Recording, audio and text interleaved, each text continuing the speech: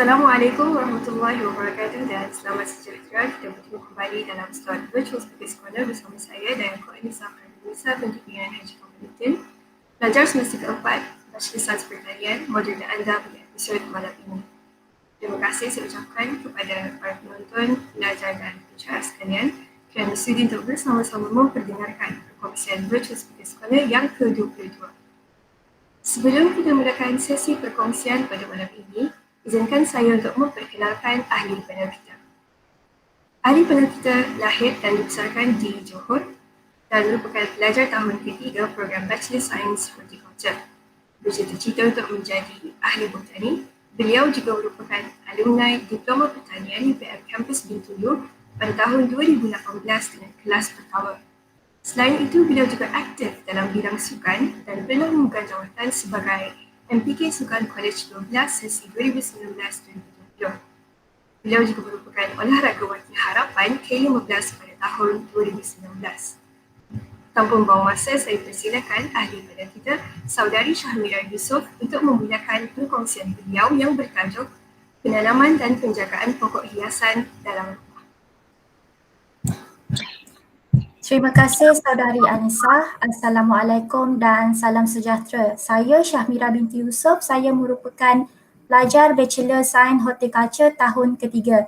Saya merupakan panel bagi episod ke-22 dengan tajuk Penanaman dan Penjagaan Pokok Hiasan dalam Rumah ataupun indoor plant.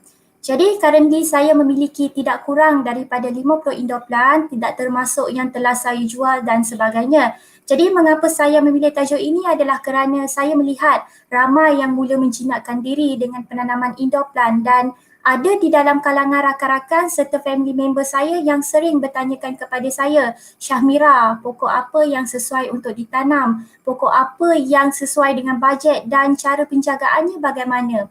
Jadi saya harap dengan sedikit ilmu dan pengalaman yang saya ada ini, ia dapat membantu rakan-rakan dalam penanaman dan penjagaan indoor plant. Okey, next slide. Jadi perkongsian saya pada hari ini saya telah bahagikan kepada beberapa bahagian. Yang pertama sekali kita kena kenal terlebih dahulu dengan indoor plant. Adakah semua tanaman ni sesuai dijadikan indoor plant dan sebagainya. Yang kedua manfaatnya. Umum memang mengetahuilah yang indoor plant ni amat sesuai dijadikan hiasan dalam rumah dan ada beberapa manfaat lain yang anda perlu tahu.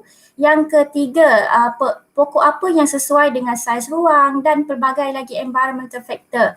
Yang keempat, keperluan penanaman dan penjagaan seperti keperluan air, keperluan matahari dan lain-lain. Yang kelima, masalah dan cara mengatasi. Saya akan tunjukkan beberapa masalah yang sering dihadapi apabila anda memiliki indoor plant dan bagaimana cara untuk menyelesaikannya. Dan terakhir sekali, kesimpulan. Okay, next slide. Jadi, indoor plant adalah tanaman yang ditanam dalam kawasan seperti rumah dan pejabat. Dan apa yang paling penting adalah tanaman ini dapat tumbuh subur dan menyesuaikan diri dengan baik. Bagaimana mereka dapat menyesuaikan diri dengan baik? Dengan adanya environmental condition yang bersesuaian seperti humidity dan cahaya. Jadi kalau boleh saya bagi contoh di antara dua pokok, pokok monstera dan pokok hibiscus. Jadi kalau kita lihat kedua-dua pokok ini asalnya daripada outdoor. Tapi secara khususnya pokok monstera ni dia hidup di dalam kawasan yang humid.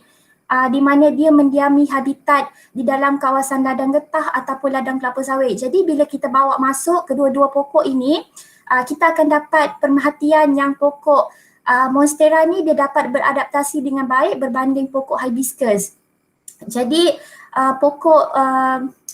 pokok indoor plant ni dia ditanam bertujuan sebagai hiasan ataupun nilai estetika. Nilai estetika ni berkenaan dengan keindahan ataupun kecantikan. Instead of rumah kita ni kelihatan kejor ataupun kaku tanpa tanaman, anda boleh miliki indoor plant bagi mewujudkan persekitaran yang lebih damai ataupun bagi mewujudkan ruang yang lebih hidup.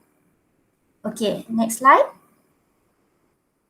Jadi kita beralih kepada manfaat. Mengikut kajian psikologi, warna hijau adalah warna yang terang, warna yang tenang. Jadi saya memang mengesyorkanlah anda untuk memiliki indoor plant. Jadi bila anda stres, pulang daripada kerja ataupun daripada kelas, bila anda tengok suasana yang kehijauan tu, ia dapat sedikit sebanyak easekan stres anda. Okey. Selain daripada itu, berdasarkan kajian yang NASA telah lakukan seawal tahun 1989, terdapat 12 indoor plant yang bertindak sebagai penyah toksin ataupun membersihkan udara persekitaran. Jadi toksin-toksin dalam rumah kita seperti ethylene, formaldehyde, benzin ni akan kita temui apabila kita melakukan aktiviti penyemburan aerosol, bau cat, bau varnish serta alat-alat pekat. Jadi kita boleh nyahkan mereka menggunakan pokok seperti pokok areca palm, pokok yucca ataupun pokok dracena. Jadi beberapa bulan dahulu viral yang satu pokok ni iaitu pokok lidacin ataupun pokok sansevieria ni dia dapat menyedut habuk. Jadi saya nak membetulkanlah sedikit persepsi ini di mana pokok ini bukanlah dapat menyedut habuk seperti mana vacuum, kerana habuk-habuk ni dia cuma melekat pada permukaan daun sahaja. Apa yang betul adalah pokok-pokok ini dia dapat menyah toksin yang berbahaya. Dan terakhir sekali, ia bertindak sebagai penghalau serangga. Kalau kita tengok pokok zodia contohnya, dia dapat menghalau nyamuk. Pokok chrysanthemum dia menghalau pepijat. Pokok herba seperti pokok mint, pokok catnip, pokok lemon balm ni memang kebiasaannya kita letakkan di dapur bagi mencegah kehadiran semut ataupun kehadiran lipas. Okay, next slide. Jadi saya dah kategorikan pemilihan pokok kepada 5 kategori yang dapat membantu anda dalam pemilihan pokok. Okay, next slide. Okay, kategori yang pertama adalah spesies yang memerlukan penjagaan yang mudah, terdiri daripada sansevieria, spider lily dan lain-lain. Jadi mengapa saya mengatakan pokok ini adalah pokok yang mudah? Kerana even anda terlupa untuk menyiram pokok-pokok ini beberapa hari, ia still boleh hidup, namun ia perlulah diletakkan bawah cahaya serta humidity yang bersesuaian. Selain daripada itu, senarai pokok yang saya senaraikan ini juga dia amat mudah untuk dipropagate. Kalau anda tengok pokok sansevieria contohnya dia boleh dipropagate menggunakan leaf cutting di mana anda boleh mengerat leaf sansevieria tu kepada beberapa bahagian and then anda celupkan kepada rooting hormone. Begitu juga dengan spider lily, dia amat mudah untuk dibiarkan dengan hanya mengasingkan clumps mereka tu kepada beberapa bahagian. Dia tidak memerlukan rooting hormone seperti mana pokok sansevieria tadi. Okay. And then bagi eggplant pula, dia ni memang tidak memerlukan medium of growing lah, tapi bagi tujuan estetika, ada yang meletakkan ia pada kayu ataupun sabut kelapa. Jadi mungkin ada yang bertanya, sekiranya eggplant ni dia tidak memerlukan growing of medium, dari mana sebenarnya mereka mendapatkan nutrien? Jawapannya, eggplant ni mendapatkan nutrien daripada udara. So pentinglah sekiranya kita dapat provide condition yang lebih humid kepada eggplant. Dan untuk lucky bamboo dan photos pula, ada 2 cara lah untuk menanam mereka, sama ada anda nak menggunakan air ataupun tanah seperti biasa. Okay, next slide. Okay, kita beralih kepada pemilihan pokok yang kedua iaitu spesies yang memerlukan sumber cahaya yang rendah.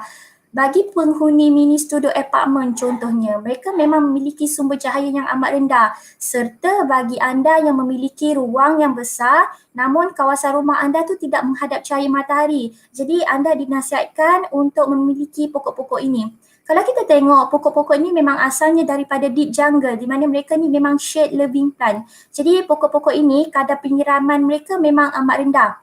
Ini disebabkan oleh pokok-pokok ini dia tidak terdedah kepada cahaya matahari, jadi kadar evaporation mereka agak rendah. Okay, next slide.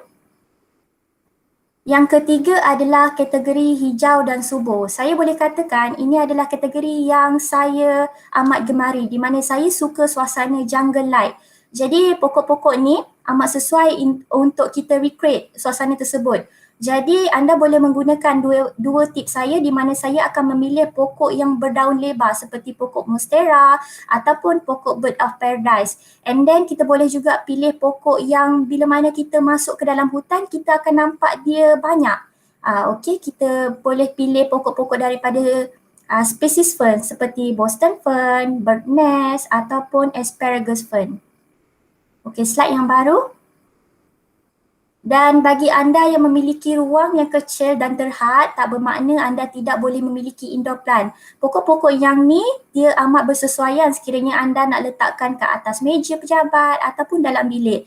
Kerana kalau anda lihat pokok-pokok ni dia hanya berketinggian minimum 6 inci dan maksimum dia boleh mencecah 12 inci tinggi sahaja. Okay, next slide. Dan terakhir sekali, bagi anda yang nak menambah warna ataupun seri dalam rumah, anda bolehlah memilih spesies-spesies ini. Jadi persoalan daripada saya, adakah orkid semua spesies ni sesuai diletakkan di dalam kawasan rumah? Jawapannya tak semua. Sepanjang saya membela pokok orkid, spesies Phalaenopsis adalah yang paling sesuai. Namun anda boleh juga untuk mencuba memiliki pokok spesies Cattleya ataupun Phaeopedilum di mana kita panggil Venus sleeper. Namun penjagaan kedua spesies ini dia amat sedikit rumitlah berbanding pokok Phalaenopsis. Jadi pokok-pokok kategori ini amat penting sekiranya anda dapat provide condition yang lebih humid dan cahaya yang terang.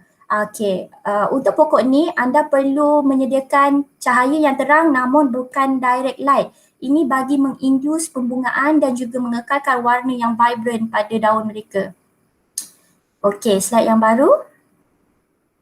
Kemudian keperluan penanaman dan penjagaan, kita akan pergi satu persatu daripada keperluan air, cahaya, suhu, kelembapan, media penanaman dan pembajaan. Okey, next slide. Okey, keperluan air. Jadi keperluan air bagi pokok indoor plant ni memang tak samalah seperti pokok outdoor. Kalau pokok outdoor 2 kali sehari iaitu pada pagi dan petang adalah waktu dan kekerapan yang paling ideal. Namun memandangkan kadar evaporation indoor plant ni dia sedikit rendah. Jadi dinasihatkan untuk anda menyiram apabila ia memerlukan sahaja. Kerana indoor plant ni dia cenderung untuk mendapatkan penyakit reput akar ataupun root rot. Jadi elakkan akar ataupun medium growing kita tu menjadi soggy ataupun berendam dengan air. Jadi bila sebenarnya yang kita perlu menyiram pokok kita? Ini cara selamatlah bagi saya di mana saya menggunakan jari saya. Saya akan memasukkan jari saya ke dalam growing medium and then saya tengok di bahagian mana kelembapan ataupun tanah tu melekat pada jari saya. Sekiranya dia melekat pada ruas yang ketiga, maksudnya anda tak perlu menyiram lagi kerana kelembapan tu masih ada. And then ada juga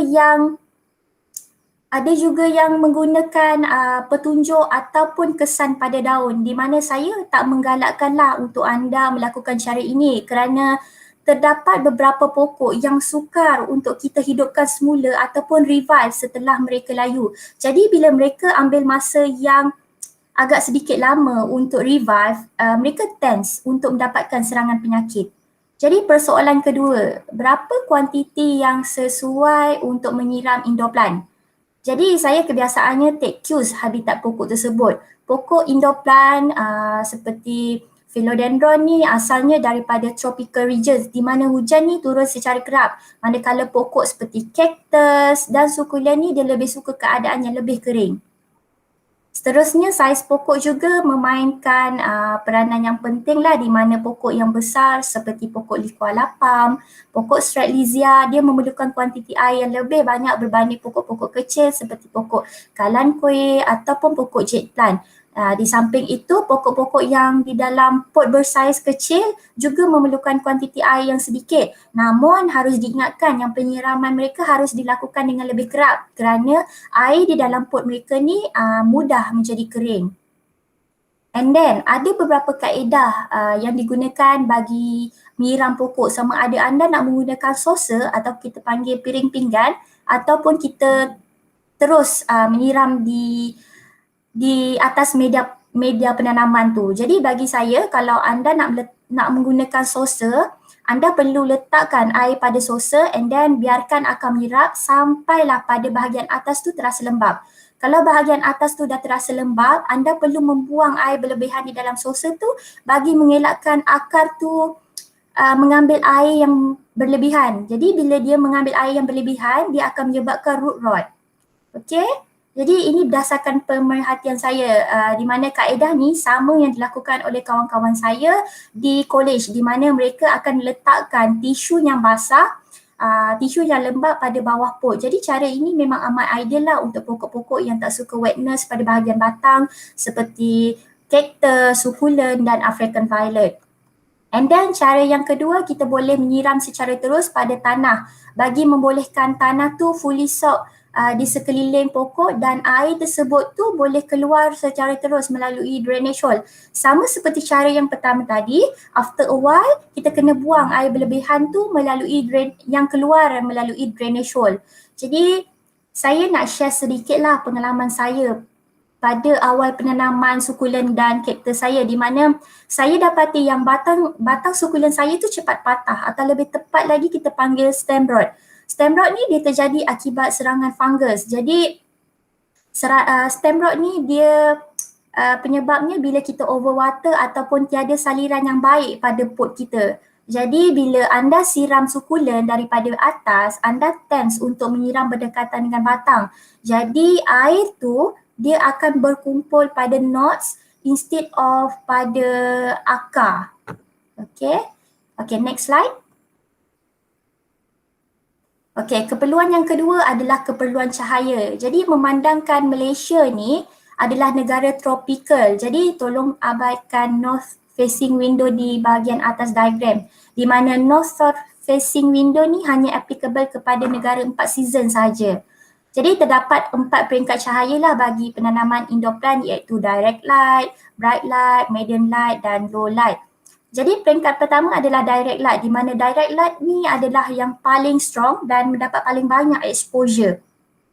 Jadi direct light ni adalah cahaya yang masuk terus melalui tingkap ataupun pintu daripada rumah. Yang mana kalau kita tengok kawan-kawan kita dekat college, dia selalu letakkan cactus ataupun sukulen mereka tu di bawah tingkap bagi mendapatkan direct light. Selain cactus dan sukulen juga, pokok string of pearl juga suka direct light.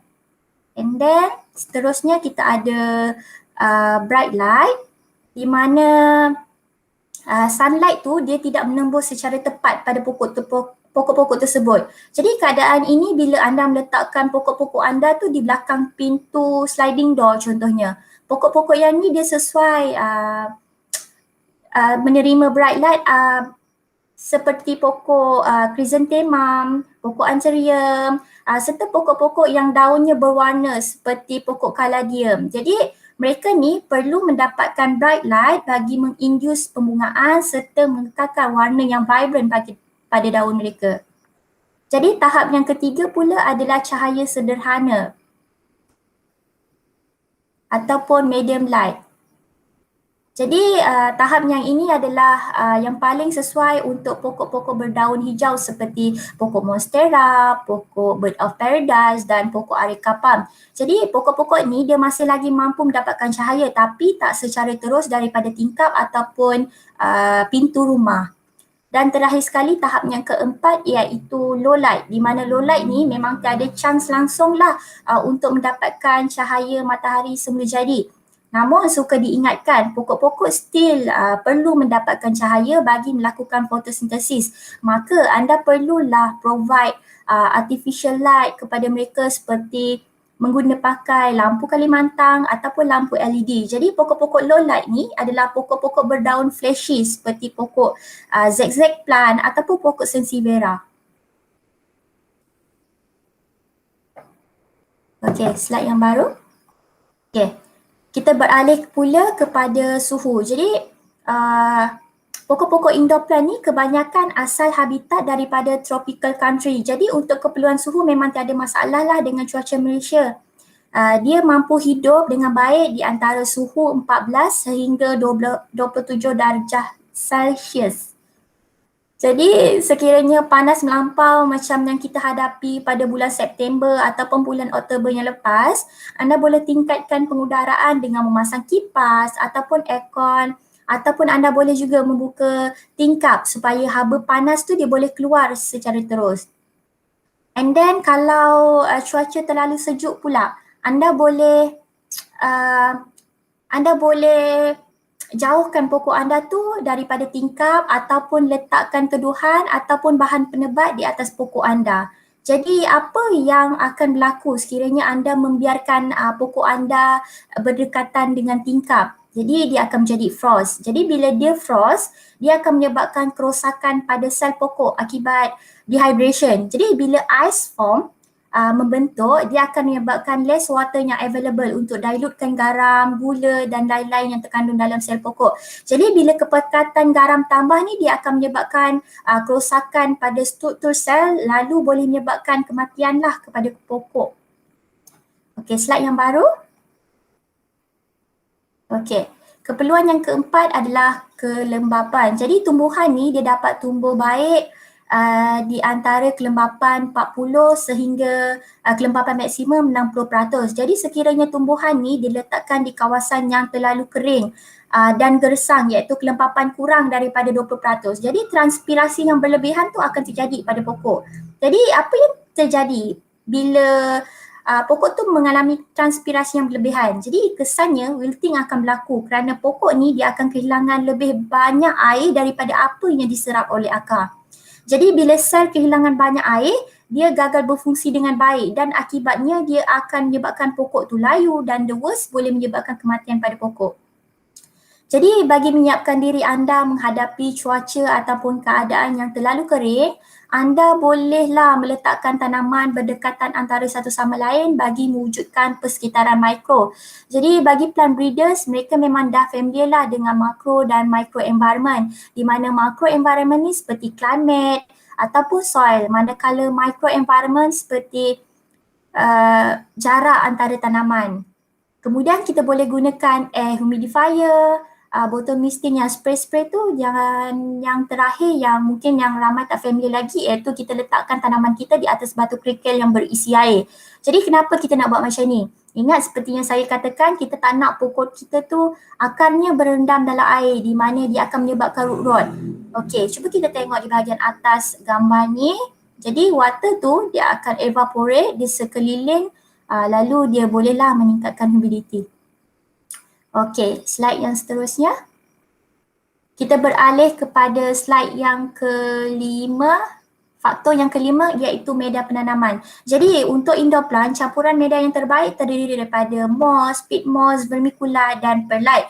Jadi peat moss ni adalah komponen yang penting bagi potting soil kerana ia memegang kelembapan dengan baik. Selain daripada itu, ia juga mampu meriliskan kelembapan apabila akar pokok memerlukannya. Manakala untuk perlite dan vermiculite ni, keduanya digunakan untuk memperbaiki moisture retention, pengudaraan dan mengelakkan soil compaction. Jadi selain itu, perlite dan vermiculite ni kebiasaannya kita gunakan sebab kita tahu yang perlite dan vermiculite ni dia clean, sterile dan tidak mengeluarkan bau. Jadi sesuailah untuk penanaman indoor plant ni. Kalau tak, lepas siram kita takutnya sesetengah potting medium ni dia akan mengeluarkan bau yang tak diingini. Jadi mengapa tanah yang kita selalu gunakan tu dia tidak sesuai bagi tanaman hiasan dalam rumah? Jadi ini hanyalah preference saya di mana potting mix yang terbaik bagi saya perlulah ringan dan fluffier in terms of nutrient and moisture. Dan macamnya kita bermaklum, tanah ni juga mengandungi banyak patogen, dia mengandungi bugs dan kadang-kadang dia mengandungi foreign seed. Jadi potting soil yang ideal berbeza mengikut habitat asal pokok tersebut. Untuk tanaman berdaun seperti pokok alocasia, pokok philodendron, pokok photos, anda boleh membuat campuran daripada dasar yang belum serta yang memegang kelembapan serta kesuburan yang cukup. Jadi kita boleh menggunakan pakai campuran lempung ataupun peat moss, pasir, kulit kayu dan moss. Manakala untuk tanaman berbunga seperti pokok African violet, chrysanthemum, anda boleh membuat campuran 50% humus. Namun humus tu harus dipastikan yang kandungan itu tidak akan menjadikan ia soggy. That's why kalau kita tengok dekat growing mix ni, kita includekan sekali sama ada perlite ataupun vermiculite. Okey. Untuk cactus dan sukulen pula, mereka memang suka media yang lebih kering. Jadi campuran haruslah mengandungi campuran pasir yang lebih tinggi dan boleh tambahkan perlite juga. Namun kalau boleh saya syorkan, kalau anda nak tambah perlite, anda perlu letakkan ia di bahagian atas sekali. Dan seterusnya, bagi pokok epiphyt seperti pokok string of pearl ataupun setengah spesies orchid, mereka lebih suka medium yang berpori dan tidak memegang air. Jadi anda boleh membuat campuran 3:1, kulit kayu dan perlite. Dan terakhir sekali untuk pokok pakis seperti Boston fern, asparagus fern dan lain-lain, poteng medium mereka haruslah tinggi dengan kandungan gambut. That's why kalau kita tengok nisbah kat sini 2 bagi peat moss, 1 kulit kayu dan 1 pasir kasar. Okey, slide yang baru. Jadi keperluan yang keenam adalah keperluan pembajaan. Seperti mana manusia yang memerlukan essential mineral untuk tumbuh subur, kuat, begitu jugalah dengan pokok. Jadi available nutrient bagi pokok indoor ni adalah limited kerana mereka hanya bergantung kepada potting medium mereka saja. That's why kita perlu provide makanan tambahan untuk mereka. Jadi antara perkara yang perlu diambil kira sewaktu pembajaan adalah jenis tanaman di mana pokok heavy feeders seperti pokok chrysanthemum, pokok peace lily, dia memerlukan lebih banyak baja berbanding pokok lucky bambus dan pokok photos. Kemudian isi padu media juga memainkan peranan lah, yang mana pot kecil memerlukan kuantiti baja yang sedikit, manakala pot besar dia memerlukan lebih banyak. Dan terakhir sekali intensiti cahaya, di mana tinggi intensiti cahaya maka tinggi kuantiti baja yang diperlukan. Hal ni berkait rapat dengan tinggi intensiti cahaya maka tinggi kadar fotosintesis. Maka kita perlulah membekalkan banyak baja kepada pokok tersebut bagi menggantikan nutrien-nutrien yang kita telah gunakan. Jadi kekerapan pembajaan perlulah bergantung kepada form yang anda pilih, sama ada cecair, granula ataupun slow release. Okay, next slide. Okay. Jadi keperluan ni adalah keperluan tambahan lah daripada saya. Saya melihat bahawa keperluan ini sama pentingnya dengan keperluan-keperluan lain. Jadi kenapa anda perlu melakukan pemasuhan semula? Sebabnya yang pertama, pemasuhan semula ni dia memberikan ruang kepada pokok anda untuk membesar, serta dia juga membekalkan tanah yang baru kerana bila mencapai satu-satu tahap, nutrien dalam tanah tu dia akan berkurang dan tak lagi mampu provide nutrien, ataupun tanah tu dah tak mampu lagi nak memegang kelembapan. Jadi petunjuk yang anda boleh lihat bila anda memerlukan pemasuhan semula adalah apabila akar anda tu terkeluar daripada pokok. Jadi pokok tu dia akan tumbuh perlahan sebab biasalah bila nutrien dah tak ada dalam tanah tu, dan bila anda siram pula air tu dia akan lebih cepat kering daripada biasa sebab tanah tu dah tak mampu lagi nak memegang kelembapan. Okey. Kemudian cantasan. Jadi cantasan ni adalah satu kaedah di mana kita membuang daun, sama ada daun yang mati ataupun daun yang tidak mati. Ini bagi menggalakkan pertumbuhan baru kepada pokok. Selain tu dia juga boleh mengelakkan kehadiran pest ataupun disease, serta mengelakkan pokok kita tu terlalu overcrowded ataupun terlalu bushy. Jadi bila pokok kita terlalu bushy, nanti dia mulalah terkena serangan penyakit ataupun pest.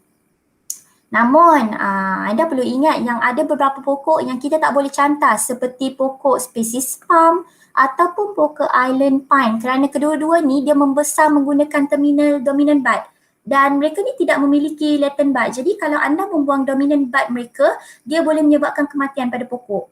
Okey. Jadi adakah pinching tu cantasan? Jadi pinching tu adalah salah satu kaedah cantasan. Jadi banyak lagi lah kaedah cantasan seperti tip pruning ataupun sharing. Jadi bila pinching tu anda lakukan, dia akan menggalakkan new branching di bawah tempat yang anda pinch tu. Okey, slide yang baru. Okey. Di sini saya senaraikan beberapa masalah yang akan anda hadapi bila anda menanam indoor plant. Yang pertama adalah hujung daun berwarna coklat ataupun kita panggil burn leaf. Burn leaf ni dia terjadi apabila anda mendedahkan pokok anda ni pada direct sun. Jadi kalau kita tengok ini adalah foliage plant tau. Macam yang saya explain tadi, pokok berdaun seperti ni sepatutnya kita letakkan di bawah tahap yang ketiga, iaitu medium light. Namun mungkin anda dah letakkan dia pada bright light ataupun direct light. Kemudian boleh jadi juga sebab anda underwater. pokok anda tu, dan keadaan memburukkan lagi kalau dia dry air. Jadi macam bulan 10 yang lepas di mana cuaca tu memang agak kering. Kebiasaannya saya akan siram spider lily saya dalam 4 hari sekali. Namun pada bulan tersebut saya tak boleh lakukan macam tu. Saya kena siram 2 kali sehari sebab saya takut yang pokok saya tu dia akan jadi kering-kering di bahagian tepi. Okey. Yang kedua adalah daun berwarna kuning and then dia berguguran. Okey. Kebiasaannya untuk simptom ni dia tak akan teruslah, dia tak akan kena menyerang semua daun sekaligus, tapi dia akan pergi satu persatu daripada daun yang paling bawah and then dia naik sampai pokok sampai daun yang paling atas. Selalunya dia akan terjadi pada pokok woody stem seperti pokok Ficus elastica ataupun Ficus lyrata. Jadi apa penyebabnya? Yang ni boleh jadi quite tricky lah, di mana sama ada anda overwater ataupun underwater. Jadi anda boleh gunakan tips saya yang mana saya explain menggunakan jari tadi. Okey, yang ketiga yang mushy ni ataupun daun menjadi lembek. Ini tak lain dan tak bukan adalah sebab overwater. Jadi overwater ni memang penyebab utamalah bagi penanaman indoor plant. Kalau in severe case, memang sukulen ataupun kaktus anda dah tak boleh diselamatkan lagi. Kalau anda rasa macam tak berapa teruk, anda boleh buang bahagian yang mushy tu and then letakkan kat cahaya matahari. Tapi ataupun anda kena tengok kesesuaian. Kalau tanah anda tu terlalu lembab, anda boleh buat repotting. Tapi saya tak syorkanlah anda untuk membuat repotting kerana dalam setengah kes itu hanya akan menyebabkan pokok anda menjadi makin buruk lah, di mana pokok tu dia akan terkejut. Okey. Yang keempat adalah daun berwarna kekuningan seperti ini. Kalau anda tengok ni daun ni menjadi discoloration. Ni penyebabnya anda underwater. Jadi mungkinlah anda sukar nak bezakan overwater dengan underwater sebab keduanya pun dia akan bagi anda warna kuning. Jadi kalau anda rasa anda sentuh pada bahagian daun anda, kalau dia sedikit mushy tu maksudnya anda overwater. Kalau anda rasa dia kering, itu maksudnya underwater. Okay, next slide. Okay, untuk lopside dan leggy ni, yang row yang pertama ni penyebabnya adalah dia tidak mendapatkan cahaya yang sepatutnya. Kalau kita lihat di gambar yang pertama ni, lopside growth, sebelah bahagian saja yang berjuntai. Dia tak baik sebenarnya untuk pertumbuhan pokok sebab kita takut yang dia akan jadi berat sebelah and then dia akan terbalikkan anda punya pot. Jadi anda boleh pusingkan anda punya pot tu dalam beberapa kali seminggu bagi menggalakkan yang matahari tu dia akan terkena semua bahagian daun tu lah. And then untuk yang leggy pula anda boleh buat thinning. Thinning ni penjarangan daun. Tak pun saya akan buat pinching juga. Kemudian selepas saya buat pinching, saya akan dedahkan mereka pada cahaya yang bersesuaian. Okey, seterusnya kita ada brown spot. Jadi brown spot ni terjadi bila fungal spores ni dia jumpa condition yang sesuai untuk dia cling tu. Jadi bila microscopic spore ni dia comfortable, jadi sporulation ataupun kaedah pembiakan fungal ni dia akan berlaku. Maka brown fungal pun akan membiak. Jadi penyakit ni dia akan terjadi bila anda memberikan terlalu banyak air pada pokok. Jadi ataupun penyebabnya lain adalah boleh jadi poor circulation ataupun juga poor nutrition. Jadi untuk mild cases anda boleh just kerat bahagian yang terkena serangan tu. Dan terakhir sekali yang dari tadi saya duk mention ni, root rot. Jadi untuk root rot selalunya memang terjadi sebab anda overwater. Jadi bila anda overwater, dia menyebabkan akar anda tu suffocated dan kemudian dia akan jadi repot and then kemudian matilah. Macam mana anda nak tahu yang pokok anda tu terkena root rot? Jadi petunjuk yang pertama adalah yellow leaf, mushy dan pada stem tu ada mold. Dan ada sesetengah kes yang bau pada soil anda tu pun dia mengeluarkan bau yang tak berapa sedap untuk dibau. Okay, so elakkan untuk overwater. Sebenarnya banyak lagi lah masalah yang akan anda hadapi tapi saya share yang common saja. Okay, next slide. Okay, nampaknya kita dah nak habis ni. You cannot buy happiness but you can buy plants, and that is pretty much the same thing. Jadi saya dengan Indoplan ni sebenarnya dah lama lah, namun pada bulan ketiga yang waktu kita pandemik hari tu barulah saya ada masa untuk menjaga dia sepenuh masa. Tipulah kalau kita cakap kita ni tak stres sebab MTO, sebab saya pun duduk rumah seorang-seorang. Ayah ibu saya ni keduanya frontliner. Jadi dengan saya menanam Indoplan, dia bagi saya semacam happiness. Jadi saya suka tengok pokok-pokok saya tu mengeluarkan daun yang baru. Okay, saya harap anda gain sesuatu daripada perkongsian saya. Jadi kalau anda tak sure, anda boleh bertanyakan kepada saya lah. Anda boleh DM saya di Instagram ataupun apa-apa sahajalah. Jadi terima kasih, sekian itu saja daripada saya. Balik saya mula pada saudari moderator. Terima kasih saudari Syahmira atas perkongsian yang cukup hebat, sangat menarik dan sangat informatif. Semoga para pendengar dapat memanfaatkan ilmu pengetahuan yang telah dicerahkan oleh saudari Syahmira sebentar tadi. Dan dengan ini berakhirlah slot Virtual Speakers Corner pada malam ini. Sekali lagi terima kasih ahli pada kita saudari Syahmira dan para pendengar sekalian.